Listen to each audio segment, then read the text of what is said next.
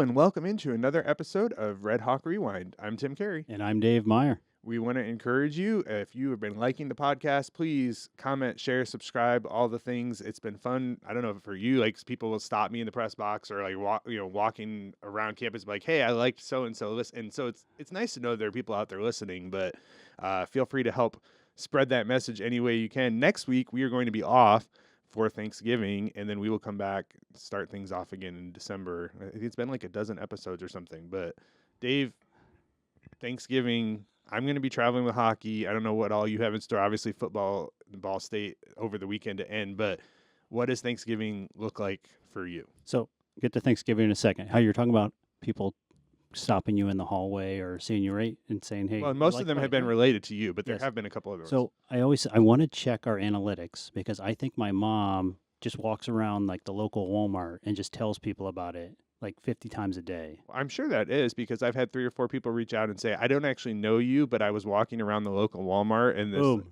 Yeah. But Thanksgiving, what's your favorite, I don't know, tradition, food, wherever you want to take it? I mean, I've probably told you this story before, but it's good for the podcast, and I'm going to be missing it this year. But Thanksgiving with my family is a very organized thing to the point where there is a spreadsheet. And the spreadsheet has all the different pie flavors and all the names of the guests. So you go and you say, I would like a piece of pecan and half a piece of peanut butter. And then there's check boxes if you would like whipped cream or ice cream added. I mean, I feel like it's 2025. It wouldn't surprise me in the next couple of years if it turns to like an online form that you scan in ahead of time. But right now, it has been an old school paper spreadsheet. But the pie spreadsheet is a tradition at my house. And that the other tradition for me is growing up in Michigan, the Lions always play at what time? Usually noon, right? 12:30 game. Yeah. We always ate dinner in the for however long I've been alive. You would think for people in Michigan that kind of cared about the Lions, we would always miss the first 1.5 quarters because of when our meal was. And I petitioned to change it. I was probably like 14 at the time. And something about me not being the person who was doing any of the work or making the food, and it has continued to overlap with the football time. What about you? Why couldn't you eat during the game? Well, you can't have the TV on during like the family bonding. Oh, no. See, our bonding for family, because I grew up all Lions fans, our bonding was yelling at the TV and screaming about how bad the Lions were. Was there a spreadsheet, though? No, but the spreadsheet doesn't shock me at all that you and your family have that, because you're like probably the most organized person I've ever met. So what kinds of food, what other things go into your Thanksgiving celebration? Now we go to my sister's. They fry up a turkey, which is interesting to really watch. I don't know if I've ever seen it the last couple of years, where they stick it in the big deep fryer. I've only ever seen videos, but to see it live, it's interesting. Then it's usually my nephews just drive me nuts and jump on me for 3 hours while I'm trying to watch a Lions game and usually getting mad. So that's about it. Sounds fun. Speaking of fun, big weekend for Miami Volleyball. 5th straight win Friday. They end up splitting Eastern Michigan, but that gets them into the MAC tournament. We've got Molly Creech here to talk about it. Let's bring her in. And welcome back to RedHawk Rewind. We're excited to bring in our special guest, Molly Creech, freshman outside hitter from Cincinnati, Ohio, on the volleyball team. Thanks for being here. Yeah, thank you for having me. All right, Molly. So RedHawk Rewind, the name of this is we try to find somebody that had a big week, and that's who we try to talk to. And this week for you, I mean, it was about as good as you could do, right? I think I had you down for, was it like 40 kills and almost 39 digs over the weekend? Is that right? Was it really? I'm not really sure if I'm being honest. Really? Okay. Well, that's what I had you down. I had you down for 19 kills and 17 digs on Friday. It's pretty good. And then a career high 21 kills. On Saturday? Yeah. Wow. Is it bad that I don't know that? And just realized that. 5 wins in a row going into Friday to set up a chance to go to the MAC tournament. So what has it been for this team to accomplish that goal on the checklist and have a chance to keep playing the postseason? Yeah, I mean, not only have we not made the tournament in a while, but I feel like this team hasn't had a good run of wins like that in a while. I know we've like doubled the wins from last season or something like that, but I mean, being a freshman coming in and being a big part of it is like, it's so important to like, I can speak on behalf of the whole freshman class. We all just really feel that like this was our goal to make it to the MAC tournament in general and obviously win the thing. But like, I think seeing this program step it up from last year that much is already a huge improvement. And I know that in the next 3 years, our goal is to win the thing. I mean, 4 times, counting this year. So it's just been really huge, and I love that I get to be like, I mean, with those kills and the digs and everything, like I love that I get to be a big part of it. So. You mentioned the improvement. I mean, 8 wins last year, 16 already this year. What's going through your mind in that final point or two on Friday as you had a chance to clinch a spot? Yeah, I mean, it's like, I don't want to like, it's a different team this year than last year. I mean, we got a lot of transfers, a lot of freshmen. So it's like, it is a different team, but there's a lot of people from last year that also like play a huge part in it. And so I think for me, what I feel is I'm happy that I get to do that for them, and that like the new people get to come in and like help them, like the seniors, achieve that, because they haven't had a chance to get this far or like do this well yet. And so I'm glad that like we can bring them to that and end their career in this way. All right, you didn't know about how many attacks or anything, or how many kills or digs you had. But do you have any idea how many swings you had this week in terms of attempts? Attempts? Yeah. Not really. Okay, I think I had you down for 108.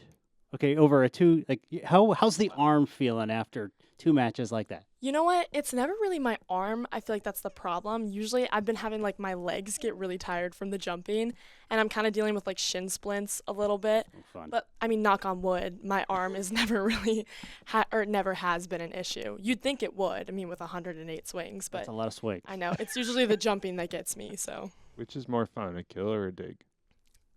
People always ask me that, or they'll ask me like. So you should have a good answer prepared. I know, I should, but I don't know. If I had to choose between front row and back row, I don't know if I could, because the energy of getting a kill, it's like I can't even describe it. It's the best feeling ever, and your team like comes together and they'll like push you over and they'll celebrate. But getting a good dig, like diving and like laying your body out on the floor, it's just I can't even describe it. But I honestly think my favorite part of the game would be serve receive, which I feel like is an uncommon answer. I just like the perfection of like putting the pass right on the setter. I love it. That's my favorite part. All right. You talked about the kills and the digs or which one's the better, but you also, you never come off the court, right? Like, yeah. In your, 18, 19 years old? 19. Like 19 years old, and you're playing this huge role already. What's it like when you know you're just playing such a big role on the team? Mm-hmm. At first, I'm not going to lie, it was kind of a lot of pressure, and it was a lot to get used to. I had played 6 rotations my senior year and my junior year. I've basically played it all my life, but coming in and being a freshman in a college sport and stepping right into that role, it was kind of a lot at first, but my teammates are insanely supportive, and my coach has been really helpful through the whole process. And so now it's kind of like, I guess like muscle memory. I'm kind of getting back into like comfort, and then my confidence is going up and up. So, I mean, like I said, I love being a huge part of the team, and I love my position. I would never trade it for anything else. Saturday was also senior day. What has this group of seniors meant to you into this program? I mean, they're the best seniors I could ask for. We have such great leaders. Hayden's a really great leader. I love having her as a setter. We'll go out into the court and she'll tell us, like, I don't care if you hit the back wall, just swing as hard as you can. Like, I have your back. And just knowing that you have someone there that will support you no matter, like, if you shank it or if you, like, put it on the floor, like, she's there either way. Gentry's also a really big part. She's a really good energy booster. Like, she's got really good blocks. So, like, she'll put a block down right when we need it, and then we're all, like, cheering for her because we love her so much. The whole senior class, I mean, every single one of them plays a huge role, especially as a freshman. They've been really good about, like, connecting with the younger classmen, I think. And so, I mean, I'm upset that they have to leave. I wish we had one more year together. Freshmen getting here, you've got all these seniors. How hard was it to implement yourself into that team? Like, connect with them? I mean, we were kind of like a little bit more separated at the beginning, I think, because it's like I think most of the team is either seniors or freshmen, because there's only like 2 juniors and then like 3 sophomores. So, I mean, it was kind of hard at the beginning, but we went to Europe together, so that obviously was a huge team bonding experience. So I think there we really connected, and I don't know, we have a lot of goofy people on our team. So I feel like the goofy seniors, the goofy freshmen, we kind of just like all started to connect, and now we're closer than ever. I mean, it seems like that trip in the summer, like this is kind of what you hope for, of it being able to kind of coalesce and bring a team together. And I remember you telling me like a lot of the freshmen hadn't even had any practice before you kind of put that in. But looking back on that, like how did that really kind of springboard you to where you are now as you head into the MAC tournament? Yeah, I mean, coming in as a freshman is never that easy, but getting to do it in like a country, it's a lot, but it's also like it jump started us a little bit. We got kind of an advantage, I feel like. And yes, we didn't have a lot of practice before, but like I think Dan's main focus in Europe wasn't to like win every single game. It was to like grow as a team, start to connect, and prepare for the summer and the fall. So, I mean, overall, the Europe trip helped a lot because the transition was so much easier, and I think all of the freshmen felt a lot more comfortable because they were coming in with friends in the summer rather than just coming in as strangers. And all four, like us 4 freshmen got really close over that trip and over the summer in general. So, I mean, it's nice to have a class that's so bonded because you don't ever really feel like you're alone, and it's a lot easier to be less homesick, if that makes sense. Was there a moment, whether it was in Europe or middle of the season, where you really felt like this team came together at with that bond? Yeah, in Europe, we definitely came together, and we were still a little bit, new team, a lot of new people. We were still a little bit like apart and stuff, but I think in the summer is when we really started, just in general in the summer, we really started to all click. We would go to like movies together, and we would like hang out, just like because you have so much time in the summer. You don't have like classes. A lot of us didn't have classes or anything. Sometimes we would like walk over to the senior's house, or we would go to get like dinner together or something like that. So I think in the summer when we had a lot of open time is when we started to connect. Tell me about how you got started playing the sport of volleyball, like your earliest memories on the court. I started in 3rd grade, and I was also playing basketball and soccer. I was going to say there had to be soccer in there. Yeah, kind of for sure. Reading a little bit about your family's bio, but we'll get to that. I don't know. I always loved volleyball. It was the sport I was most confident in. And I quit basketball like 6th grade, I think, or 5th grade. And then I was just playing soccer and volleyball. And as you know, my family likes soccer, so I kind of had to make a decision there. But when I was like on the soccer field, I was kind of like nervous and like I didn't really want to be there. But like when I was on the volleyball court, I was so confident, and I was always laughing and having fun. It was kind of an obvious choice for me, I think. But so when you decided to play volleyball, was there? I'm trying to. And I am really struggling today. I really apologize. So everybody gets to watch this on Tuesdays. Yes. But we're recording on Monday morning, and it's like early. It's early, but it's like this is the Mondayest of all the Mondays. But what I was trying to get to is when I can watch you play, you can like soar through the air. I don't know. It's almost like where you glide. Were you always able to jump like that, even when you were 3rd, 4th, 5th, 6th grade when you're talking? Right. I mean, people have always told me that I can jump high and I've got hops, is what they say. But I don't know. I guess it's just kind of something I've always had. My dad says I get it. I don't get it from him. He says I get it from my uncle because we've got speed in the family from being soccer players and stuff. But I don't know. I guess it's just always been a skill of mine. I know in football we time guys. We have verticals. Do you have a vertical jump? Yes, I hit. The goal is to reach to hit 10 foot like the rim. I hit that my senior year for the first time, and we did a vertical test a couple months ago, I think, and I didn't get up to 10 foot, but I'm blaming it on having lifted right before and having a weekend of being exhausted. But I know I can hit the rim. That's the highest I can touch. But I'm thinking in games and stuff, the adrenaline's super high, so I'm thinking I want to say I'm getting a little bit higher in games. So we have to talk about the soccer thing now. Your dad was a Hall of Fame soccer player at Miami. Your mom was a Hall of Fame soccer player. I went down the rabbit trail of Hall of Fame just in your family, and it's you need a whiteboard and beautiful mind stuff. Tell me about growing up in a family that was such a sports family and what you learned from that, I guess. Yeah, I mean, it's really special, I think. It's because it's not just my parents, it's my uncles and my aunts and my siblings. I love having those role models, and I mean, you grow up you have every game your dad gives you a big pep talk and a big pregame speech. He likes to send me he always sends me the same GIF before every game. It's Hulk smashing stuff because he likes to call me Hulk smash, so that make sure I pound the ball into the ground and get up and just hit it as hard as I can. But overall, I mean, we always have talked about sports and soccer and everything in college and stuff. And it's just, I mean, they've really been an inspiration to me and a motivation just because I love my family and I want to be like my dad and my mom so much.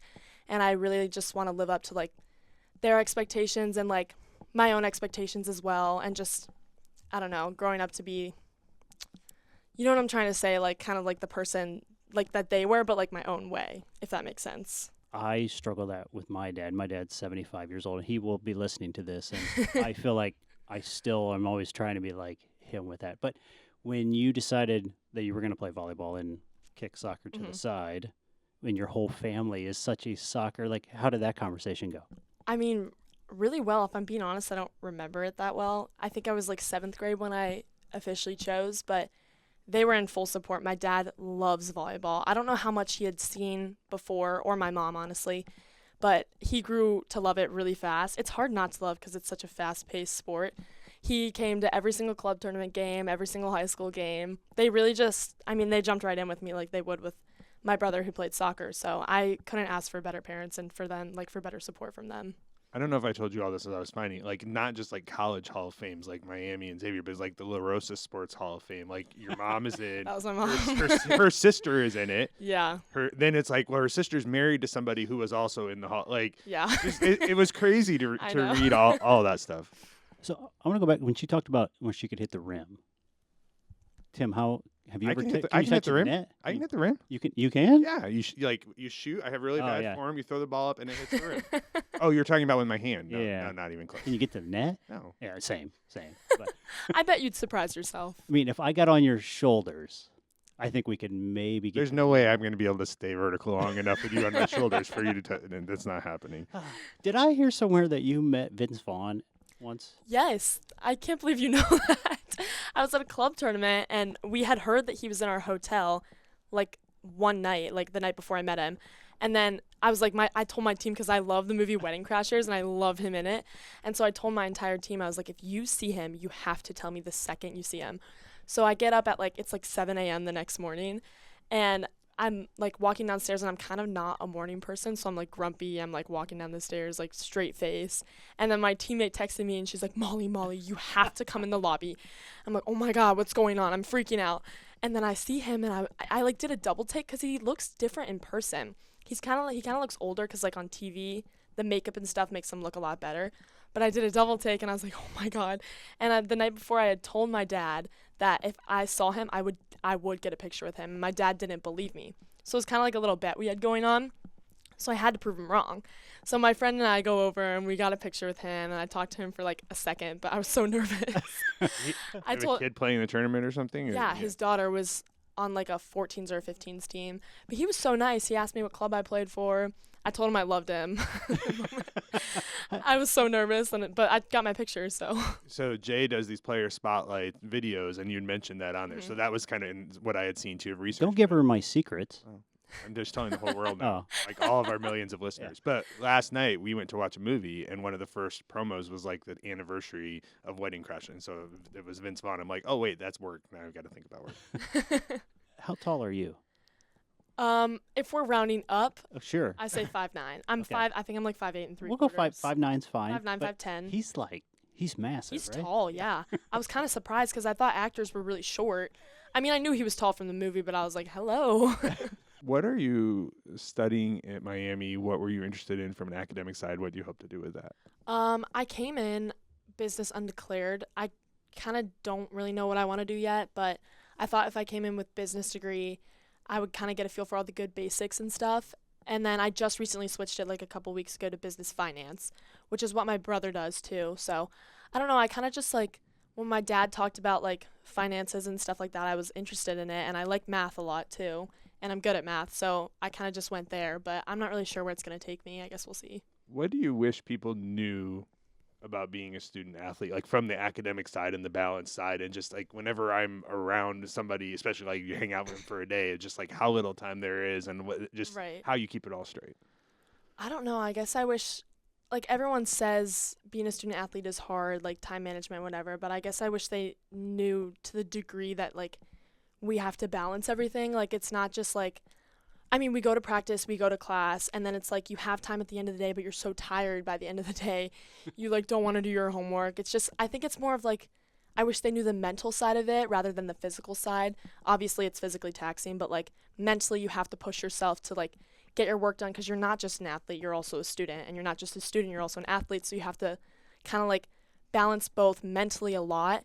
And if you want to get good grades and stuff, you have to push yourself to go to that study session, to do that homework that night. So I guess I just wish they knew, like, how much you have to push inside rather than outside, if that makes sense. So walk us through your normal Monday. Today's Monday. Like, you go to class at this time, practice. Like, just walk us through it. Okay, my Mondays are, like, my busiest ones. Perfect. So today I woke up and we went to treatment before, and then we went to lift at, like, 9, and then I got over here at, like, 9:30. I had, like, a little breakfast sandwich. I came here, and then after this I will go, I think I'm going to meet my roommate at Starbucks. We're going to do a little study session. And then I have a class at 11:40. I'll have, after that 11:40 class, I'm working with a soccer player, actually. We're doing a project together for that class. So I'll be there for a little bit. I'll have a little bit of a break. I'll come back to my dorm, eat food, hang out. Then I have a class at 4:25. That's math. And then I have a decent break there, actually. So I'll probably get food with my friends. And then we have slam class, which is like the athletes class that we all take at 7:30. And that goes until like 8:30. And by the time I get back, I'm going to be in bed. It's just a normal 12, 14-hour day. Yeah, just no big normal, deal. Yeah. casual. What's it going to take to beat Toledo in the MAC tournament? You guys split with them in the year. Like, what do you know about them, and what do you have to do Friday to advance? I mean, we know a lot about them, obviously, because we've played them twice. But I think what helped us win last time was our energy and our motivation. And, I mean, we took them to 5 sets when we beat them. But I think in that second day, what we lacked was kind of like, I don't know, I think it's like we thought since we beat them the first day, we were kind of good. We didn't really need to, like, push that hard the second day. But that's not the case. And so I think we just need to find a good, like, motivation or a good, like, push to really, like, amp up our energy and, like, work together as a team. But I know for me personally, I struggle with blocking a lot, and I think their right sides or their middles that are running slides, they got to me a little bit in that game, both games actually. So I think my goal for the game would be to be early on my block and head up just so I can at least get touches or slow down their right sides a little bit. What's the talk in the locker room been, just as you're actually heading to the MAC tournament, the excitement just being around that? Right. I mean, obviously everyone's insanely excited because, like, this is something we haven't done in years. But I think it's kind of like, I think it's setting into everyone that, like, we can win the thing. Like, we have a really good chance. And I think the motivation is just building and building and building, and everyone's confidence is building. And I think we're just really excited to go. We kind of just want to get there already. We want it to be Thursday. We want to start playing. But I think the reality of it is finally starting to set in, and that's kind of just getting everyone super excited. On a completely unrelated and absolutely different topic, why do you love Nutella so much? I don't know. It's funny because I used to never eat it because I thought it was like a peanut. I don't like peanut butter, so I thought it was like a chocolate peanut butter. So I was like, I'm not eating that. And then one day I had it. I kind of just fell in love with it. I love chocolate so much, so I think it's kind of like a little chocolate spread for me. And I eat it on rice cakes and, like, everything. What could you not put it on? I mean, I would put it on anything. I try not to put it on a lot of stuff. Because So what is the weirdest thing that you could tell us that you put it on that we would be like, oh, that's disgusting?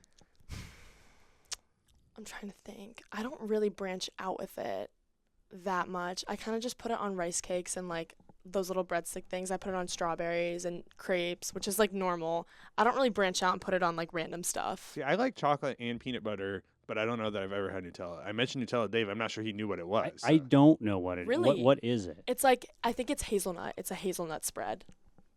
It comes in a jar and Yeah, it comes just in like a jar. peanut butter and Yeah, I get the biggest jar and keep it in my dorm room. How long does that last? Like a week. Oh, boy. But that's counting my roommate also eating it. I don't know if you know this or not, but February 5th is World Nutella Day. There is a day for everything. I mean, like, we talk about this sometimes, like, you put a graphic on social media because it's National such and such day. Like, there literally is a day for everything. So, Molly, one of the things we like to do on this podcast is to have a game where we're going to pit you against Dave. He does not know what this is, obviously. It's completely random. Okay. And I think of all the games that you've lost in, this is probably, like, the most random of all of them. I can't wait. So, February 5th, World Nutella Day. So I went and found a list of things in February that were national days of something or other, because there are a zillion of them. Like you literally, you can make up a day and it's probably in there somewhere. So I have a list starting after World Nutella Day, February 6th, and it's national. And I'm just going to read these off, and then most of them are real and a couple of them are fake.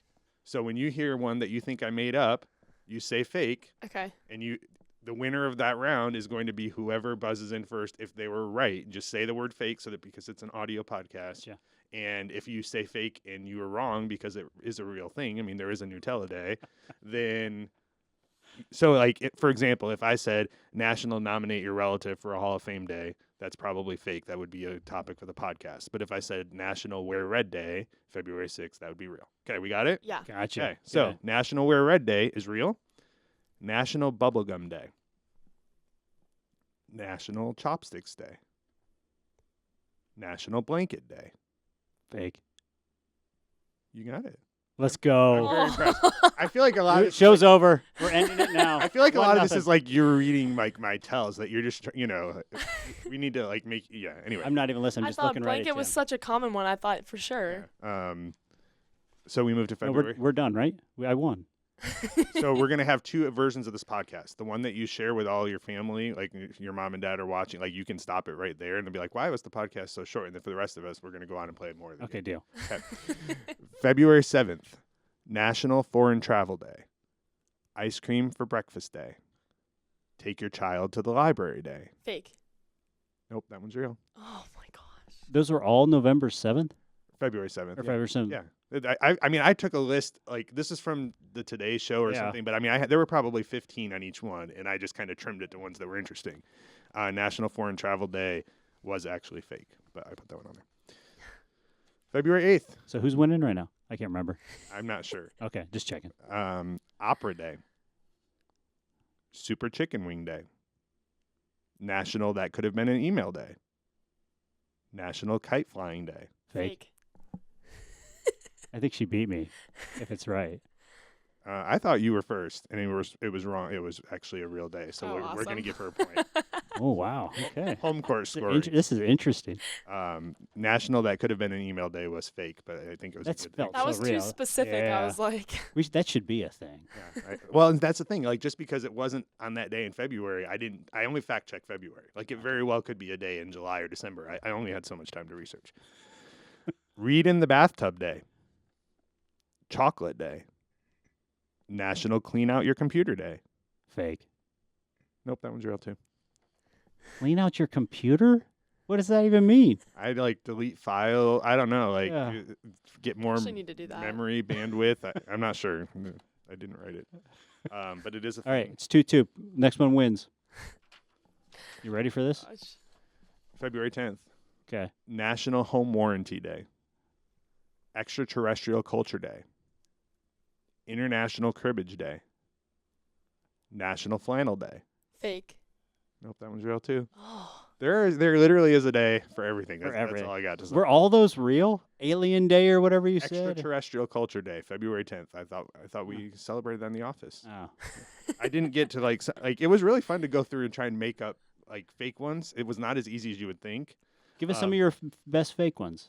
Well, I had National Princess Bride Day was on here. We were going to get to that. National Breadstick Day in honor of Polyeyes. Okay. Um, Sponsor alert.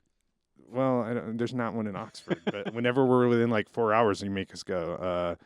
National Board Game Day. Like I saw an announcement for board game night, so I just turned that into That's day. not a real thing. Oh. National Lightsaber Day I thought was too obvious because I know you're like thing for Star Wars. The funniest part though is I had made up a couple of random ones like Recharge Your Battery Day, and then I searched that list, and there was a National Battery Day in February already, so I couldn't use it. You know. I tried to say fake for like the really basic ones because I thought they'd be hard to come up with. Like flannel, I thought was like an easy one that you would just say, but That's crazy. Inventing a holiday is harder work than it sounds like. Good job, Tim. We like to end semi-serious after all of the chaos of whatever that was. What is the best advice that you have ever received? If you think back of something that somebody told you that really stuck with you and you try and live by or follow. I think the first thing that pops into my mind is I was in my 16s year, I think, and my coach, that was going to be my coach for my 17s year in club, I came out of the timeout. I was really frustrated because I couldn't pass the ball. Like it just wasn't clicking for me that day. And she could tell on my face that I was like visibly frustrated. And so she pulled me out of the huddle and she was talking to me. And I don't remember exactly what she said. This is going to sound kind of harsh, but she basically told me like, you can't pout and you can't be upset. Cause I think her whole point was that I wasn't moving my feet. and I wasn't like really trying that hard, or it looked like I wasn't. So I think she said, you can't be upset if you're not going to put the work in to back it up. You can't get mad, you can't get frustrated if you're not going to put 100% effort in. And from then on out, I've always kind of made a vow to myself that like every game, every point, you have to put all out effort in, because if you're playing bad or you're having a bad game, at least you know you gave it your all. So I think that's kind of just the best advice that stuck with me. Just always put 100% effort in. All right. Molly, appreciate it. Thanks for joining us. I just have one request. If we win the MAC title, I want Nutella on the championship trophy. When we win the MAC title, I will give it to you. Friday's first round matchup, and we will be off next week for podcast for the holiday, and then we'll be back in another new episode of RedHawk Rewind in December. We'll see you then.